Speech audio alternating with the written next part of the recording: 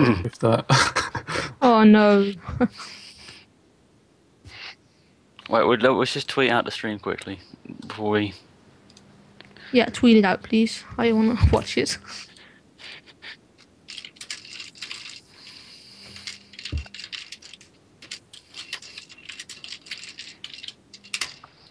You look very dark on your screen.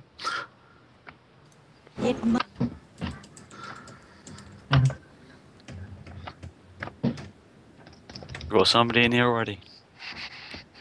I'm gonna retweet. That is very quick. That was kind of weird. I didn't have my microphone on. What's up, guys? MickeyMoTiOnZ here.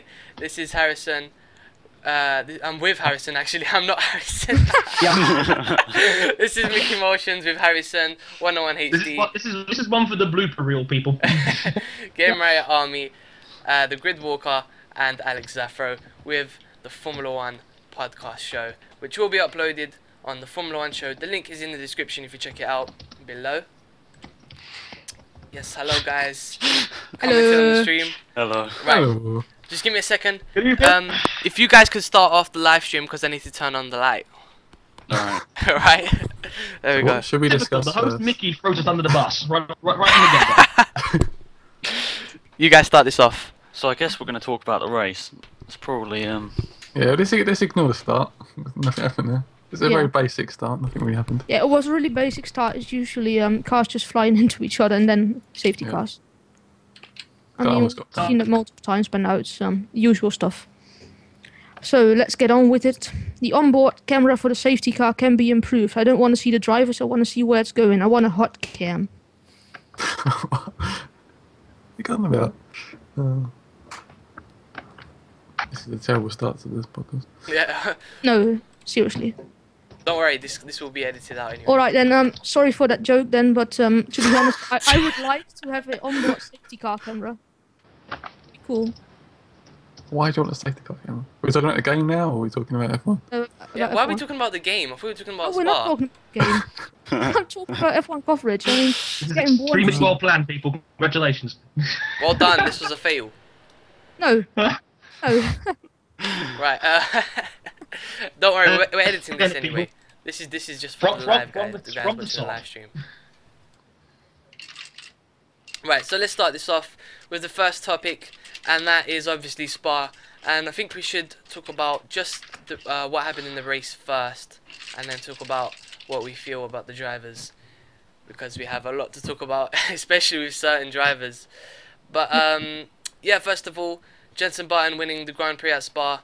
Amazing, to be honest. We haven't seen him win from pole for ages, and I think he's doing a great drive for McLaren at the moment. He seems to be doing quite well with these kind of changeable conditions and when safety car comes out. What do you guys think? Oh, he's doing quite well when the safety car comes out, but I don't think that the safety car really affected his race apart from how much tyre wear he would be getting by weaving. But yeah, I just think the race was 4 laps shorter in the end for him. I mean, he got a start and he got around the first turn, and then halfway over Rouge they said, like, take it easy, safety cars out. Yeah, so for Jenson Button it didn't really matter. It's just the people behind him that got impeded by it.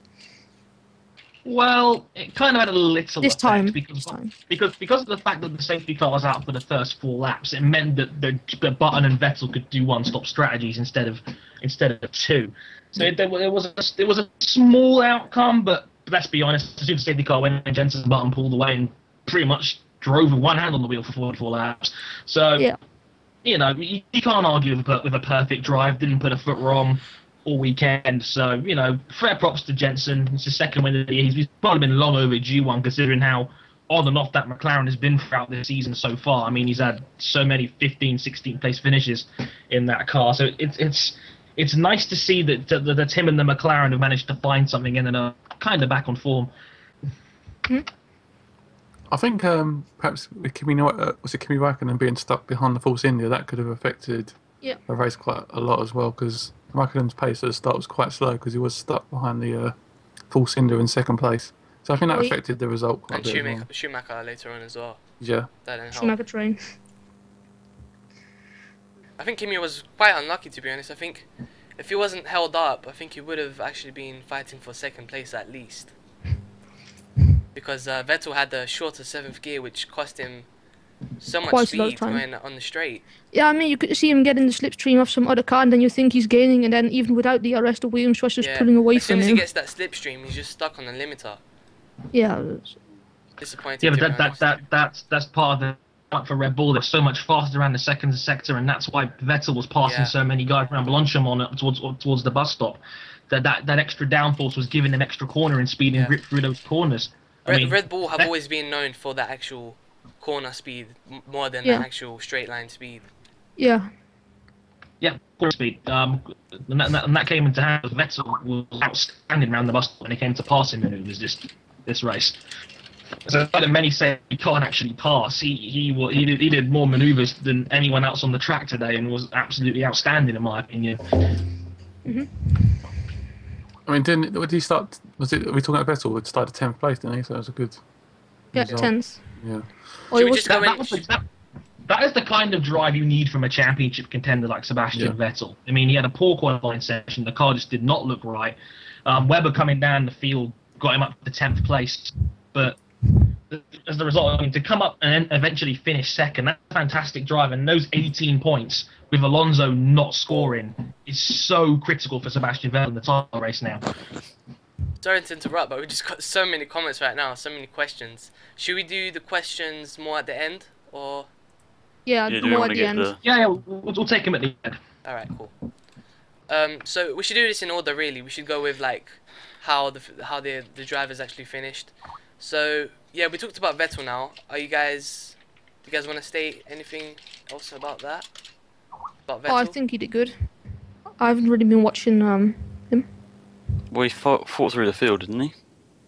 Yeah, he done pretty well. There's nothing much to say. He did do pretty well. I think the overtakes weren't overly challenging. I think he had quite a decent car under him on the day, but it's just a bit slow and straight line. It's a bit kind of. That's the only thing. Yeah. Do you think he would have won if he started on pole? No. Yes. No. Yes. Well, possibly. If you would be there for a reason, if you just. I don't think he would have, to be honest. I think Jenson Button just had it in him. Yeah, but it's a weird question. I mean, if he starts from pole, is that because he actually was the fastest person? Then yes. But if the grid was just randomly shaked up about with different positions, then no. Then Button would have won. Just bear in mind, Jenson Button had an open road the entire race. Of course he's going to pull away and have that open factor to race. Sebastian Vettel has costed him some time trying to pass people and manoeuvre their way around. Obviously be stuck behind other cars' dirty air. So, you know, if it wasn't for that, maybe, who knows, maybe qualifying can come back to bite Vettel in the end. But the grid was already so messed up from the Termin incident, which I'm sure we'll get to later. But across the board, I don't see any reason why Vettel couldn't have been a race contender if he qualified slightly better or was in the same kind of ballpark area as Jenson Button was. Do you think part of the reason was that so many of the contenders took it out in turn one? That he was high up? Yeah, no. I think Hamilton would have been in a bit. Look what I did for Nico Hulkenberg. Jeez. Yeah, it's true. I'm glad for Force India though. Yeah, Force India, cool. Right, so should we talk about the crash then, since we're talking about it already? Yeah, I think. So, there was a crash involving Fernando Alonso, Grosjean, and Lewis Hamilton. And Perez. Perez was out. Perez, if you want as well, if you want to say that. No, Perez was out and Kobayashi was damaged. Right, and it was quite a tough one. Very dangerous crash which happened, and which shouldn't have really happened in the first place, to be honest.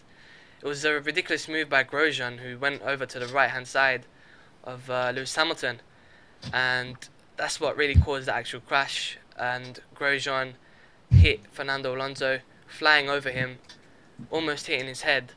And because of that, Grosjean now has a race ban for Monza, which is quite tough. What do you guys think about that? I think it's harsh. But on the other side, it's quite fair because it was actually like Alonso could have been killed by it. But that was not because of what Grosjean did. It was what happened because of Grosjean did. But nah, I don't know. It's a tough one to say. I reckon a 10-place good penalty would be more than enough for what he did. Nah. I think. Yeah. For what he did, but not for what it caused. I mean, the mistake itself wasn't too bad. It's just clumsy, wasn't it? Sorry, go on. I think this was a lose-lose situation from the get-go. I think the moment Grosjean comes over trying to defend his position, Hamilton's got a split-second call as to whether he wants to either put his foot down and defend the line or yield and potentially cause another incident further back. I mean, he was not in a position to yield. He was too far. Was he really? We don't know that for sure, though. I mean, we can only. No, he wasn't in a position from which he could have yielded. He was too far ahead. If he would have yielded, he would. No. I'm sorry, he couldn't have yielded. There's no one's ever. I don't. Through the commentary, I've heard everyone talk about it. Any like professional I've listened to, I ain't heard one of them say Hamilton should have braked or yielded or slowed down. I mean, he literally, you see him on the replay, just branch. You see this car branching straight from the left. No, you see Hamilton slightly move to the right, and it's bang. There's no. Was there a reason that Grosjean did that? I didn't look at the replay. Yeah, he just didn't see where he was going, really. I mean, yeah, he just didn't see how far the side of the car was close to the wall. I mean, there must have been a car there. He can't have just. He must have known there's a car going to be there. He just. Yeah. I don't think Grosjean's enough to do that. No, he was turning in on the inside line, so we could maybe get a few cars into turn one. But yeah, then it turns out he was on the inside on the straight too early. So yeah, it was going for the inside line too early. I'm telling you guys, it's a lose-lose the moment Grosjean swings his car to the right. I reckon maybe Pastor Maldonado's jump started something to do with that as well, having to have other cars react to a surge in Williams coming up your stuff. But I mean, I don't know for sure. I need to watch the replay again if I'm honest with you. But the situation is like this. I mean, I think it's a lose-lose. I think Hamilton had every right to defend his line. Yeah. The more I see it, the more of the blame, in my opinion, goes towards Grosjean. But in my opinion, Hamilton's also got to take some responsibility for not yielding. At the end of the day, he can live to fight another day, etc., etc. But on top of that, I think banning Grosjean for a race as a result of this is an extremely harsh penalty. It's extremely harsh, yes. I mean, I don't know if the FIA are trying to make an example out of Romain Grosjean, and trying to throw the pick and say, look, if you do this, this is what's going to happen to you. But obviously, we can play the Pastor Maldonado idea and say that he's been more aggressive, he's caused collisions, he's caused incidents before, and he hasn't had the book thrown at him like Grosjean has here. But credit to Scotty for finding this fat out.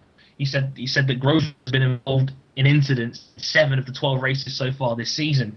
So clearly, whether it's Grosjean's fault or not, he keeps becoming a magnet for incidents like this, and that can be a problem. It's just negative energies. So who do you think is going to replace him? Let's move on to that quickly. D'Ambrosio. Clearly, happy about that? Yeah, I'm really happy about it. I like D'Ambrosio. He's a nice guy. Would you like to see him replace Grosjean at the end of the year? If he did well? I think Grosjean's a good driver. I think I don't want to start jumping on. I don't agree with what he done today, but I don't think he's a bad driver because there's one incident. I think it's just on purpose or not. I mean, look at why he started and where he could have finished. Maybe I think he is costing Lotus points. He needs to sort it out in these next races, or he will be out definitely. But I mean, he's a good driver. He has had podium before. He's had good races already.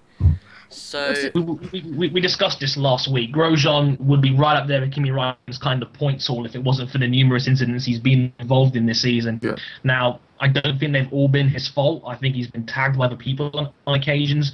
But at the same time, like I said, he's been involved in 7 collisions this season already. 7. That's more than 50%. That is clearly an issue that they've got to try and stop. Grosjean, I think, is an excellent driver. I think he's right up there with the best of them. He's clearly shown he's got pace. But he keeps getting involved in these incidents, and like Niels pointed out, he's costing the Lotus as a team points because they're right there in the constructors' race as well with McLaren and Ferrari. I'll tell you what happened today about the start. From Lewis Hamilton's point of view, he's started. He had a bit of a bad start. He's gone straight. Grosjean's come to the right. So Hamilton's gone slightly to the right to try and avoid him, thinking Grosjean's going to stay in that position, but he just keeps coming, and then this collide, and that's what's happened. It's just a little bit clumsy, a little bit aggressive, and that's what happened. Do you think it's partly Maldonado? Because Maldonado jumped start, Hamilton didn't get a great start. Maldonado went from 6th to like 2nd by turn 1. He confused pretty much everybody in the top 10. Yeah, the confusion. Nobody knew what was happening. So I don't think you can put all the blame on Maldonado. I think he was just part of what happened, to be honest. Guys, another thing you've got to consider as well is that Rui Kobayashi was slow off the line as well. Yeah. He was very slow. Brakes, isn't it? True. I mean, Alonso starting in 5th passed, he outbroke Kobayashi into turn 1 before he got collected. So Kobayashi was like really bad start. I don't know. It's just it went some certain way. It's really weird, but just the way everyone started, it was like 5 or 6 cars just all came together. It's really unlucky. But am I right in saying across the board, people, that Grosjean should have just got... If it's Grosjean's fault, and the stewards think it's Grosjean's fault... It's too harsh, yeah. Just give him a 10-place grid penalty for Monza. Yeah, and it wasn't a warning either. No, but he did get a fine as well. I know, but there's a warning. Like, Hamilton's been warned before, like, for hitting Massa. Yeah. There wasn't anything of this. I mean, he should have been given a warning earlier on, but in the season, definitely. Hamilton and Massa went into each other 5 times last season. Nothing happened to them. Exactly. But that was more of a grind. That wasn't like, let's smash into each other and almost... I'm just thinking, it's like, I can't help but shake the feeling that the FIA are having some kind of ridiculous double standard. Yeah, but last year wasn't... Sorry to cut you guys. Breaking news: €10,000 fine for Heikki Kovalainen for an unsafe pit release. It's for Caterham. I think it goes to the driver. No, it goes to the team. The low pop releases him. Yep, so €10,000 fine for Heikki Kovalainen release, but no action on Mark Webber. So many penalties today. Yeah, a lot. Yeah. It was a clumsy race. It was complete madness. But very entertaining at the same time. Yeah. But, I mean, just want to point out a bit of breaking news, but yeah, there's no penalty for Webber's release or Schumacher's entry to the pits. That was also investigated. I don't understand how that was actually investigated. I don't understand why that was even I thought mentioned. that was just a racing incident. I thought that was quite smart from Schumacher, to be honest. He slowed down Vettel and he pitted. Yeah. Exactly. He made a mistake, he locked the tyres, but he still defended the line and then changed his mind and went into the pit lane afterward. I thought that was a great move, to be honest. Surely the Mercedes pit crew are out. Surely Red Bull should have said Marcus Schumacher's probably going to pit to Vettel, maybe. I don't know. Oh, yeah, true. Lack of communication. That's a good point. But Vettel was supposed to come in too, wasn't he? Or no. Was he supposed to do not what Schumacher did? I think Michael was going for a one-stop. He came in 2 laps later. But, I mean, yeah, I think Vettel came in 2 laps later, but I don't see why there was any case there for any foul play towards Michael Schumacher on that one. I think there was an immense bit of skill from both drivers not to actually collect each other on that one, because that could have so easily happened with Schumacher and Vettel both locking their tyres into the bus stop like that. Yeah. I think the reason Kovalainen got the penalty and Webber didn't is because Kovalainen hit Kartikeyan. And Webber didn't hit anybody. Yeah, Webber was a bit more clean. That's the only reason I can see. Yeah. I think they were both a little bit unsafe. I think that's a fair point. But I think unsafe release. Unsafe release. If there's nobody being hit, then it's unsafe, and Kovalainen's was more dangerous. I think, you can put it that way. Kovalainen had a dangerous release, and Webber unsafe. Yeah, that's fair enough. I can't argue with any of that. But yeah, moving on to the breaking news down the grid. How about Nico Hülkenberg's drive for 4th place? Very good, wasn't it? It was good. Well, he hasn't really been on camera or something, so it was quite an anonymous drive from him. I think he would have got 5th even if he didn't get the great start, personally. But I mean, obviously the car's taken out, but he did a great drive today. He had great pace. Maybe compare him to the rest of. because considering he was on the harder compound tyres for a good chunk of that race, he still showed very solid pace. Solid, midpoint scoring pace. So, well done to Hulkenberg for a 4th place. I think that's a personal best for him when it comes to finishing results as well. Yeah, it is. So congratulations, Nico. I think that was a very good drive. Very, very hard earned 4th place, considering all the chaos that was going on behind him as well. And who was 5th? It was Massa, wasn't it? Massa, 5th place. Yeah, very good. I didn't actually see much of his race, to be honest. I don't know to say, but No. obviously he's done pretty well to get the car up there. I have seen. No, he wasn't really. I don't know why, but it looked like the camera guys were just being complete weirdos. They were filming like totally the wrong stuff. They were filming Vettel a lot, but not filming much of. I don't think they filmed Button at all. No. They dedicated like 2 minutes of footage to filming the Marussia scrapping out. Yeah, the Mauritius fight was overrun. We're never going to see those two get more airtime again. The entire season combined. It's ridiculous. It was quite a good fight, though. I'll give him that. So that was great fun. This Marussia's best weekend, fastest in free practice too, getting quite a lot of airtime. I think they got 15th as well. I think. Yes, that's probably one of the best finishes for the new teams. Or actually, no, Kovalainen was like 13th, wasn't he? Was one of them. I thought he had like a bit of a hectic. But let's be honest, Marussia kind of got an advantage because of the fact that so many top runners did crash out at the start. Yeah. But, at least Charles Pitt can have that feather in his cap to say that he was fast in the practice session. God bless him. This was a quite interesting thing I found when I was watching the BBC coverage afterwards. Button was 1.5 seconds down on the fastest lap of Senna and Raikkonen. So Saving tyres. Button was but Button did only push 2 stops. Raikkonen 3. Still, it's just the pace was obviously a lot off.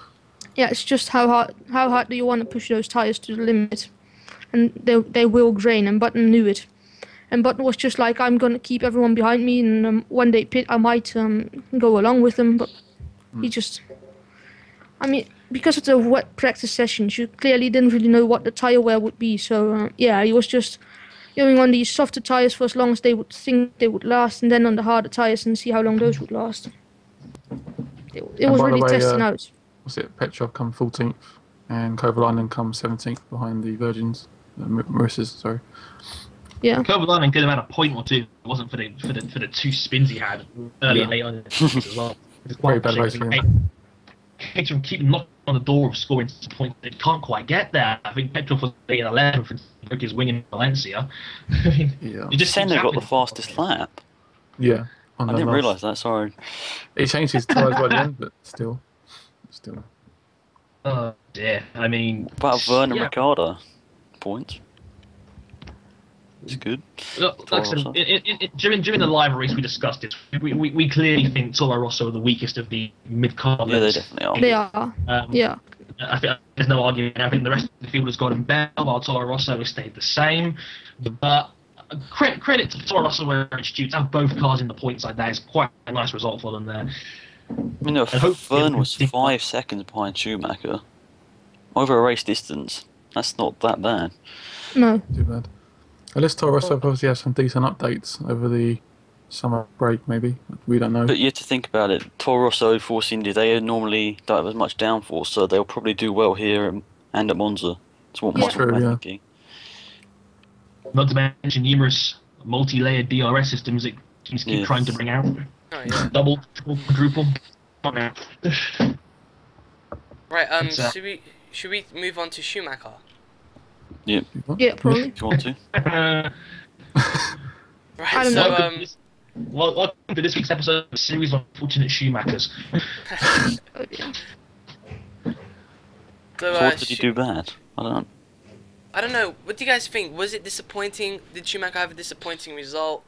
No. Or... result was disappointing, but the way he got to it was fine. I don't really know. Yeah, I think he drove a pretty decent race. It's the car, wasn't it? It was the car, yeah. The first half of the race was pretty good. It was quite entertaining when it was in 5th place, and then he managed to get up to 3rd. And then after, when Kimi Raikkonen passed him, that was it for him. He just had no tyres. His tyres were gone. Yeah, Mercedes. It's Mercedes. This thing just eats tyres. It's so annoying to watch because you really want him to do well, and then you know he's going to struggle on the tyres at the end of the race. You just know. It always seems to be happening on the second half of the race. Yeah. But I don't know why, but Raikkonen usually has tyre problems in the second part as well, but this time he was gaining places in the second part of the race. In a weird one, I think... Well, I don't know how many guys heard this in the post-race interview, but Michael Schumacher also said that he had no sixth gear for the last 7 laps of that race as well. It's just another unfortunate weekend. I mean, but, yeah, I mean, let's be honest here. He started 13th. It's still a +6 gain on where he started. It probably should have been a lot more given the situation, but I think he'll still happily take, 6 points for 7th place? Or is it 8? I can't remember exactly, but I think it's 6th or 7th place. But yeah, I mean, it's still a solid points haul, and given Schumacher's season so far, I think he'll happily take that. Mm-hmm. You just can't help but wish as well that Mercedes just sorts that damn car out. I mean, I think 6 mechanical breakdowns this season alone for Schumacher. And then the issue with the curves before the race started, and the now failed gear in Spa. I mean, come on. And now the car's not performing at all either. It's not. Yeah. I just don't understand what's happened to the Braun GP. It's just like as soon as they change their name, they just haven't been doing well. It doesn't make sense to me because how can you come with a really fast car, the fastest car out of the whole season, and then out of nowhere, you're at the back of the pack?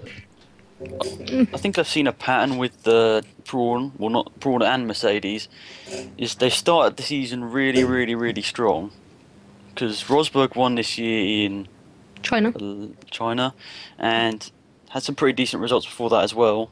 Then recent races has fallen off, and if we think back, Braun, that was the same for that. 2010, I think. But the thing with the Braun was they had no money. That's the reason they couldn't invest in upgrades. So that was the only reason they... And that's why Mercedes have always been nothing more than mid-runners. I mean, they've had the occasional moment of glory, like aka Nico Rosberg, Shanghai, and then the second place at Monaco. But let's be honest, I don't see Mercedes as a race winner yet. I just don't. I mean, I haven't seen anything from them that can suggest that they can challenge for a race win these days, especially now in the second half of the season. Yeah, it was looking so good in China, and then after that was it. Apparently, Paul di Resta had no curves for the whole race, which apparently said he was a sitting duck on most of the straight. Oh, right. So that was a bit unfortunate. That probably explains why he wasn't doing as well as Nico Hülkenberg. Finished half a minute down on him, but. Yeah. So should we talk about the chat then? Do you want to, if people want to put some comments in there or discuss something? We're going to answer some questions. Send your questions and I will tear them apart. Right. We eat questions. Before we do that, should we just talk about Schumacher retiring real quick? Yes. Schumacher will retire or not, because he did deny that he was actually going to retire, even though Bernie Ecclestone made some comments saying that he doesn't know, maybe he could leave, I don't know, something like that. I can't even remember what he said. Do you guys remember? It's a shame he's going to be leaving at the end of the year or something, he said. Yeah. Pretty harsh. Something like that. I don't know, I think he could be retiring. I have a feeling he's going to retire. I don't think he's going to stay another year. He should be going away from Mercedes, I think, because he's not going to get any more results than he has now. But I don't see any team that wants to contract him, to be honest. I don't think Ferrari will, personally. Niels, I've got a question for you, mate. The question for you is this. If Michael Schumacher leaves that Mercedes team, what a bigger team going to take him on? No. I don't think so. And that's the problem. I don't think a team higher than where Mercedes are right now need a guy like Michael Schumacher on their team to build a team around. So I think if he leaves Mercedes, he's either A, going backwards, or B, retires altogether. Yep. And you've got to think who's going to... I could agree with that, to be honest, because Schumacher has put some performances out there. When the car has been fast, he has been doing quite well. But not enough for some big team to contract him. It's just... the only reason why he hasn't been doing well is the car. So that makes me think, is that could he still do well in a fast car? I think so, but I don't think he'll get the chance to prove it. I think this year, like Schumacher has just been really unlucky at the first half of the season. I mean, there's been moments where he could have like literally been taking podiums literally every single race. It's just the fact that his car has just been breaking down all the time, or he's been in an incident which has caused him to not do well this season, and that's a huge shame. So it's like, even next year if he doesn't do well, then that's going to be it for him, obviously. But I'm just wondering if he could get an offer from Ferrari. That's the only thing in my mind I'm thinking, because it would make sense if Massa was leaving, if they really want to replace Massa so badly, and just get him on for 1 year, because they were thinking of even getting Webber for 1 year. So I'm thinking, why not get Michael Schumacher for 1 year, and then after, when he retires, get someone younger and better. I'll tell you why, Mickey. Yeah. Here's a comparison for you. I don't know if you guys are MotoGP fans by any chance, but the situation between Michael Schumacher and Valentino Rossi is disturbingly similar in the sense exactly. It is exactly the same. They were on a top team. They left for a weaker team to try and bring them up to their level. Yeah. It didn't work, and now you see Rossi is going back to Fiat Yamaha next season. Yeah, he's going back. And that's now Lorenzo's team. So I don't see how that would work in Formula One now, where we go to Ferrari, where it's now Alonso's team when it used to be Michael's team. But I think the goalposts have changed since the time that Schumacher's left. The original Ferrari team with Rubens and Felipe Massa, and now where it's now Alonso's house, clearly, because Felipe Massa. I don't think Michael Schumacher would want that, though. I think he wouldn't want to go there as a second driver and probably come second every race. So I don't think Michael Schumacher's ego could take that. Yeah, that's why I don't see Massa leaving at the end of the season. I still can't see it yet. Unless they're gonna bring in another weaker driver, but I can't. What about Badauer? He's well good.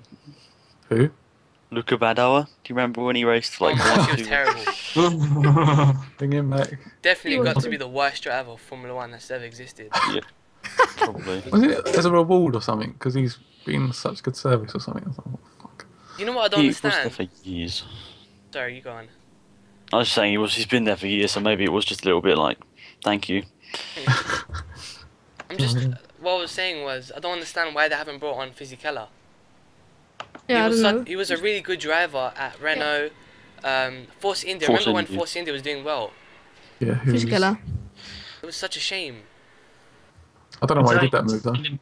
I'm telling you, Mickey, Formula One is becoming a younger man's game. It's clearly, you see the guys like Jarno Trulli and Giancarlo Fisichella all being told to sit down. Michael Schumacher prompting, thinking about retirement. Everyone talking about when's Mark Webber going to hang it up. It's clearly becoming a young man's sport where, young drivers are getting backed by governments and backed by states and feeding money to teams so they can get in the seat. Nico Hülkenberg was a freaking test driver last year. Come on, people. It's clearly becoming a young man's sport where young guys who are backed up by governments are coming in and taking seats from the guys who are actually decent. They've even said about Petrov, I think his manager apparently said, I can't imagine him staying in for another year unless we get more backing from Russia. What the... why is F1 like that now? It's all to do with money and politics. Well, the small teams don't have enough money, do they? They don't get the prize money because they're not competing well, so they can't do upgrades. Yeah. It's just a spiral that they can't really get out of unless they do have one breakthrough race. Or they just need one really cheap driver which gets them lots of sponsor money. But it's those drivers... impossible. Yeah. Is there any comments we should talk about? Force India podium. Right, comments. Okay. Do we think Force India will get a podium spot this year? No. Maybe next race, actually. Yeah, maybe Monza. If I think Monza or none of the others will really suit them. Yeah, I'm going to go out here and say no. It would need an incident like what happened today for Force India to have a chance of a podium, where 3 or 4 top-level cars, or maybe more than that, would have to have a non-finish or just have a really bad day for that to happen. And like you guys said, Monza probably is their best chance given their car setup. But I think it would take another multi-car incident or multi-top-level car incident like this one in order for that to happen.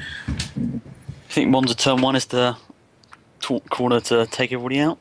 Yeah. Oh, just launch the HRT into the top 10. Caterham from the back. Liuzzi was in the top 10 for last year at Belgium, wasn't he, when he spiraled across the curb? Yeah, he got himself into the top 10. Literally. I think the F1 game probably would give you a corner cut for that, though. At the moment you hit the track, they would say, like, you've been disqualified for multiple illegal overtakes, and then you can't cause collisions because you're ghosted. I've tried it. Oh, God. Question from good friend of the show, Elusive Kev. Do you think Caterham will get a point this season?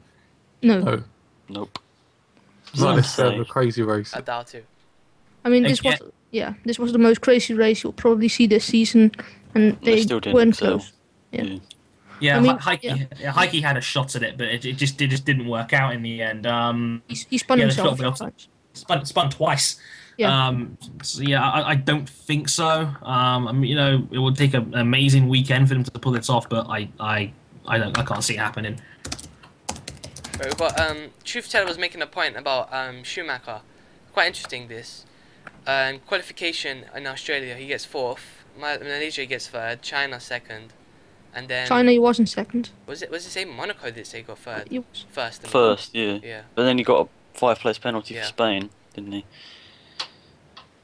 But because that shows you when the car's good, Schumacher's on it. That's the point I was trying to make. I mean, the car was working today, wasn't it, at points? And he was on it. He was passing people. He was clearly had the pace. I think Schumacher's just about getting everything out of that car. And I'm sure that he can do it with whatever car he drives. But I'm also sure that you won't get any other chance than Mercedes. The car is just not good enough, people. It just hasn't got enough to take them over the top consistently. Shanghai was an incident where Rosberg nailed his qualifying lap, and then he did very similar to what Jenson Button did today, and that was, while the other guys squabbled it out, Rosberg blew the field wide open because he had open air in front of him. So it would take probably a pole position and a clean getaway for Mercedes to have a real shot at winning a race again. I just don't think they've got enough in the tank. No, that's a good point, but you've seen it with Button in Australia as well. He just got away clean by having a better start than Hamilton. You don't even need pole position, but in the end, it's all about the clean air because it just saves your tires. Yeah, just at least P1 or 2, and then you have a shot. Or 6th if you Maldonado. And do you think that's the problem with the DRS, that if you're in 2nd and 3rd place, just for example, and the guy's in 3rd and he's going off, that you're squabbling so much, going backwards and forward with the DRS and just with the curves and stuff, that it just makes it easier for the person in 1st place, maybe? I don't know. All I'm saying with DRS and curves back in this sport, this is one of those be careful what you wish for kind of moments, because the fans were screaming back in 08 and 09 that races were getting boring, there was no overtaking, so they brought in the DRS and they brought back the curves, and now it's a matter of, well, the dirty air comes into play again, and using DRS and going back and forth. Yes, it's entertaining, but it leans too much towards the guy at the front of a pack. You know what I mean? Yeah. When it should favour the guys behind who's getting a nice draft. It's kind of a weird kind of paradox situation there. But actually, it does make qualifying sessions more interesting to watch, because really that's why you can gain your points in the end. Being more brave with the DRS. Yeah, I like that. So it's a question about who's going to replace Ferrari, or Massa at Ferrari, by Mr. Hythe 8666. The devil. Who do you think's going to... I think Perez. I think Hulkenberg. Probably Perez. Yeah, probably Perez. Could be the rest, actually. I can't see it being any other man than Sergio Perez. I think it won't be next year. I think 2014, to be honest. This is the last year of Massa's deal, though, so it's either got to re-sign now or they kick him out of the team. Yeah, I think he'll re-sign for 1 year. Yeah, I think Massa's done. I think it's an awkward one, because I think Perez is a kind of guy that is due a good seat and would probably nail it in a good car.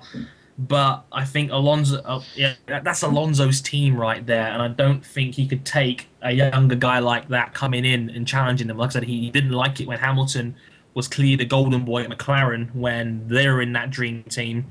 So I don't know. Maybe they go for a reach like a guy like Heikki Kovalainen, who's been in a top class car and has had solid race results in the past as well. So maybe a guy like Heike, for instance. Maybe. You do have a point about that. Mm-hmm. We've got another question here. Do you think Kimi Räikkönen will stay at Lotus? Yes, I think so. I wouldn't see a reason why he wouldn't. I wouldn't see a reason why he would leave. No, he's getting the car behind him. He's got a team behind him. They developed the car this year. Yeah, the car is getting better all the time. So. Yeah, don't know. We look back in recent years, 2009, I think they developed all right, but 10 and 11, the car was pretty horrible at the end of the season. Yeah, I think they started well, and then the rest of the field caught up, and then Lotus failed to improve as a result, and they got beached. But I don't see any reason why Kimi Räikkönen would leave unless Ferrari came knocking. But I don't know. With a huge paycheck. He doesn't want to go back to Ferrari, does he? He made it quite clear he doesn't want to go back there. I don't think we want to be teammates with Alonso. It's just two world-class drivers going head-to-head. Would It put never too works. much pressure on Raikkonen. this happens at McLaren and Red Bull. Why can't it happen there? Well, McLaren, Red Bull. Don't know. Yeah, but Ferrari are quite intelligent. They always have this team orders thing going on. So. Okay, hang on. Let me go back to my previous point for just 1 second. I must admit for a second here that I was probably wrong on Red Bull for the sense of Mark Webber is like the kind of guy who always believes that the team should be equal. Because I mean, look when he won at Silverstone, he goes, not bad for a number 2 driver. It's like he clearly doesn't like being the number 2 guy, and that's a problem. I think McLaren are the ideal example of a team where they have 2 world-class drivers, 2 elite drivers, and they get along perfectly fine. But I don't think that's the same for Red Bull. I think there's always been a little bit of Mark Webber bitterness there, maybe. I don't know if there's a bitterness, something like that, because he's not the number 1 guy at that team, and it's clear the team favours Sebastian Vettel. And you don't blame him because he's won 2 world titles, but maybe that dynamic is something that could be, messed up by having a guy like Raikkonen with a guy like Alonso, I don't know, because with Button and Lewis Hamilton, I mean, McLaren have always favoured Hamilton, ever since he was a little teenager. He's the golden boy, the chosen one, yeah, exactly. the Anakin Skywalker of Formula 1. The reason why Button doesn't really say anything is because he's not rude. He doesn't he won't really argue with what the other people will say. He's not that kind of person. No. He's more polite. So I think that's probably the reason why Jenson Button doesn't really say anything, and that's probably the reason why Jenson Button doesn't really try and make any bad moves, or trying to get into any controversial moves. Like we saw in Canada when Lewis Hamilton and Button crashed, but I don't think that was Button's fault. I can't remember. Do you guys remember? Yeah. No. I don't know. Was that Montreal 2011 you're talking about there? Sorry? Is that Montreal 2011 you're referring to there? Yeah. Okay. That was definitely more Hamilton than it was Button. Right. It was 90-10%. Because if I could remember, I think Button said it was okay. He apologized and he accepted it. If that was another driver, it would have been like, why the hell did you do that? You just ruined my race. It's not in Jenson Button to be an angry, point the finger, say it's this guy kind of person. Jenson Button's a very down to earth, very well rounded guy. Great role model for the sport, may I just add as well. I think Jenson Button's a great guy, but I just think he's the kind of guy that just gets on with it more than anything else. Yeah. I don't think he really cares that Hamilton's the top guy, because at the end of the day, they've both won world titles. They're both extremely good drivers. They can both win on any given weekend. It just sometimes it falls towards one guy, and sometimes it falls towards the other. Yeah. If we go back to the first corner again, just very quickly, do you know that Roman and the actual team at Lotus actually accepted the ban? They didn't complain about it, didn't question it, haven't. So. Well, at least it's good that Roman accepts that. He just admits that he was wrong and that he didn't see something which he should have seen, and that he just accepts the penalty. He could have been going like, "Oh, Hamilton put me. He went through my inside, and I know where to go because Maldonado." But just says, "Yeah, sorry, I didn't see you. It wasn't on purpose, and I'm glad everyone's okay." Yeah, credits to him for that. Yeah, props and respect to Roman for accepting his part of the blame. I mean, we're all human. We all make mistakes. Roman has been very classy in dealing with it. I mean, there's nothing wrong in what Roman said. He could have easily gone out there and appealed and dragged this story out if he wanted it to, but he hasn't. He's taken it like a man, and obviously he'll accept his punishment, and he'll be back. I think it's Singapore after Italy. So still smiling. So, fair enough to Grosjean for taking his part of the blame in that. It's a very classy thing to do. I've got a nice, interesting question. Just came up with it. If Jerome D'Ambrosio next race weekend will get a podium or a win, do you think that will make him more likely to replace Grosjean if he gets more crashes? I don't know really. I don't see Grosjean being taken out of that team. I think Grosjean is one of the best number 2 guys in Formula 1. Simple as that. You can get the qualifying lap in. He's pretty fast in the race. So I don't see any reason for them to. If he doesn't crash, of course. For the record, I don't see Mark Webber and Jenson Button as number 2 drivers. I think they're equals in their own team. But as a clear number 2 guy within that team, I don't think there's any better number 2 man than Romain Grosjean in Formula 1. So I don't see how they could take him out of that team. Right, next question. What are your views on the new V6 engines for 2014? I don't really know. Mickey, you've got a strong opinion on this. Oh so yeah, we talked about this before we started the actual podcast. I just think I just think it's ridiculous, to be honest. I mean, I've heard the IndyCar engines. They use the same exact engine, and it's terrible. I just disagree with the V6 engines completely. I mean, I don't know why they're trying to ruin the sport. I mean, the cars are all about the sound. That's what gets the crowds going. And everyone misses the V10 engines, and to go down from V8 to V6 is just gonna make things even worse. I mean, how many fans are you trying to get rid of? Well, it's the stain of Max Mosley's impact on Formula 1, this is, because he's always wanted to make the engine smaller and to try and make Formula 1 a more environmentally friendly sport.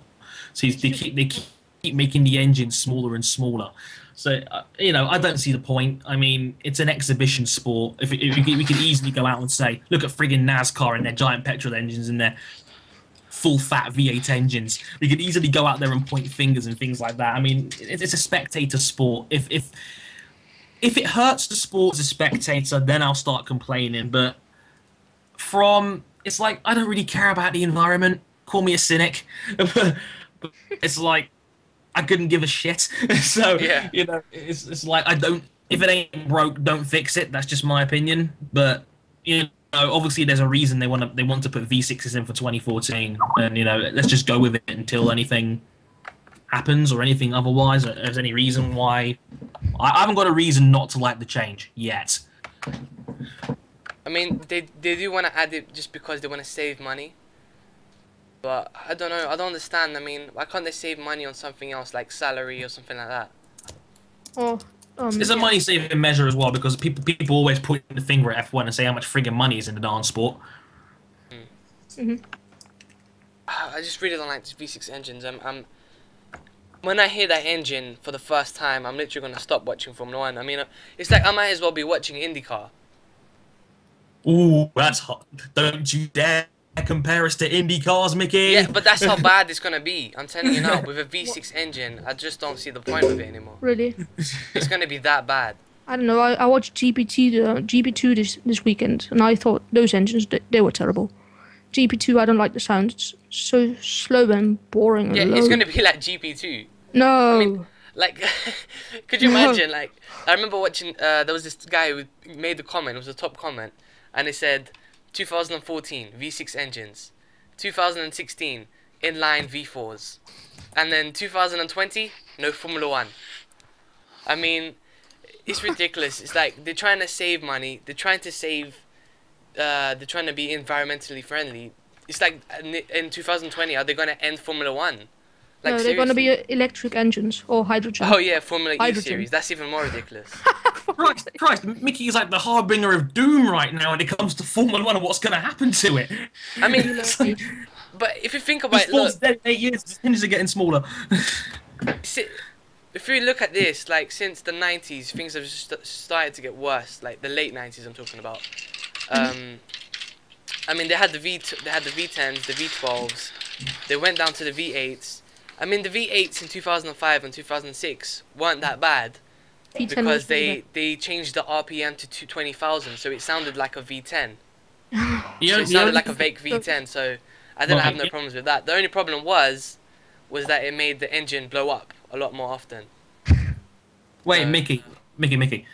I have to wonder. It's like Formula One keeps trying to give off the impression that it's like the pinnacle of motorsport, the fastest cars in the world, the best prototypes. So why does Max Mosley, the FIA, and everyone else involved have this constant addiction of trying to slow everything down? Money. They want to save money so they can just keep it in their pocket. That's true. I mean, look at the lap times in the speed traps. All those fast times are set like 2004 Barrichello, 2007 Raikkonen. 2004 had the fastest cars ever, I think, in my opinion. They didn't have as much downforce, but their engines were amazing.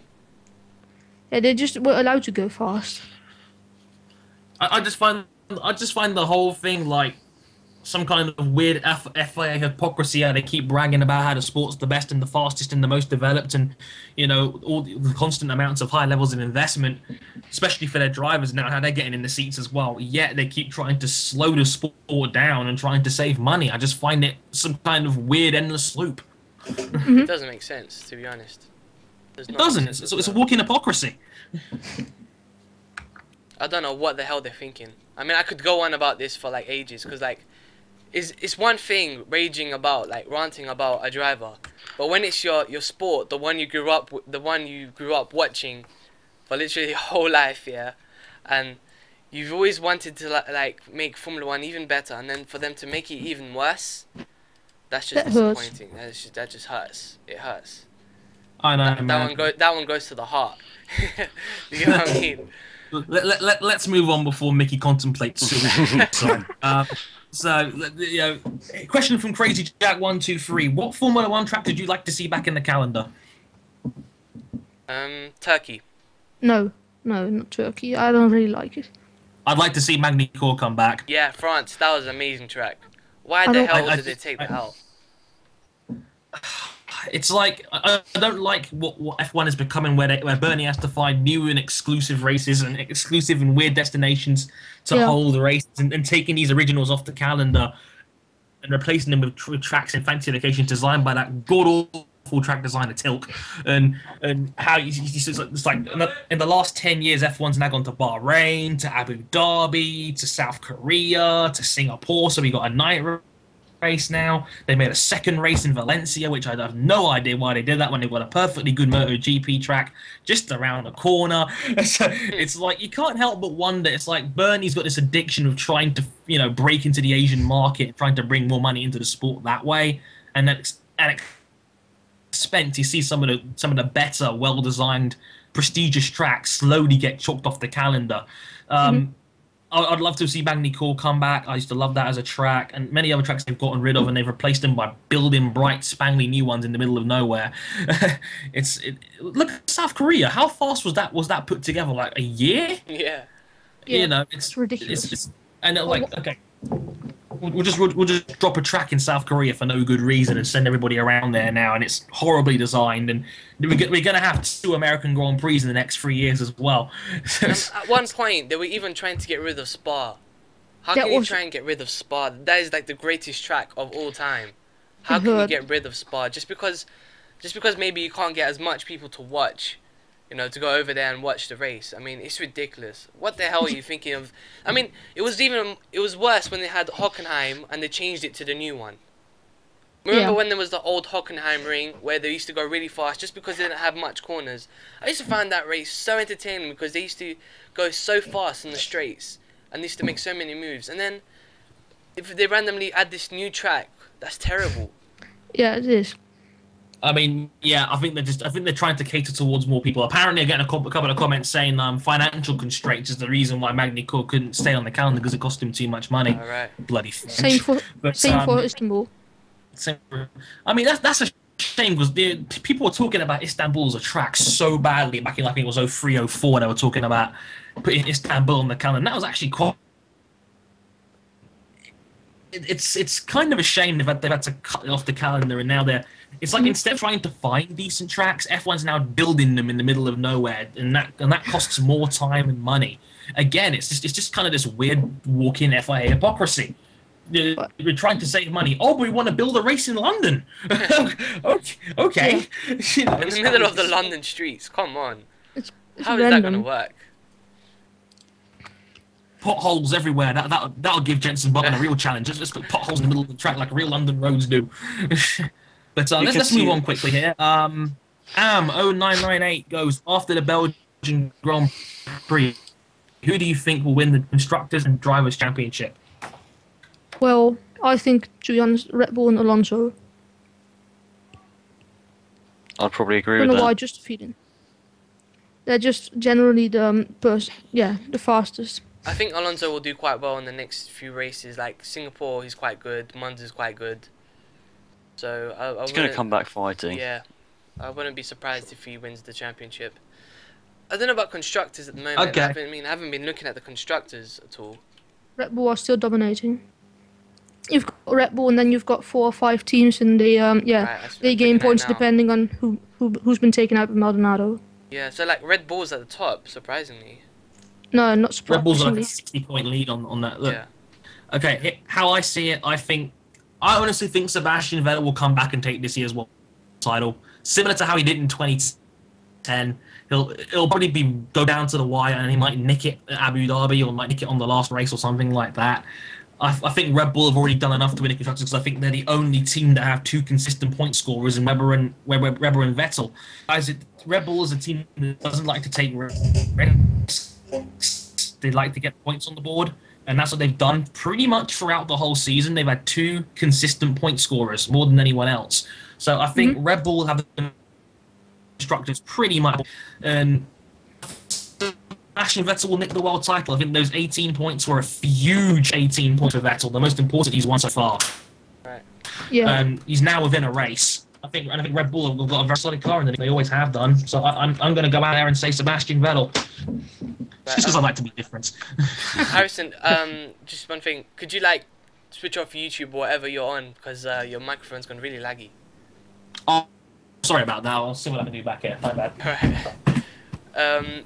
As he does that, we should go on to the next question. And let's see. Do you guys think that the AI in the Formula 1 2012 game will crash at the beginning of the Spa race? No, not at all. No. Would be really, really That's cool, a bit ridiculous. I mean, I'd expect that to happen online, to be honest.